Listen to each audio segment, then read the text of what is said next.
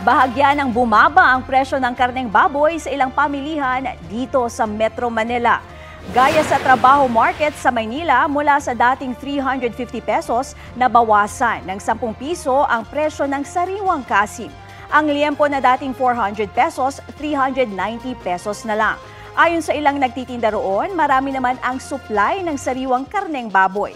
Samantala, kahit tumaas ng 30 pesos kada kilo, mas mura pa ring mabibili ang frozen na karneng baboy sa halagang 260 pesos kada kilo.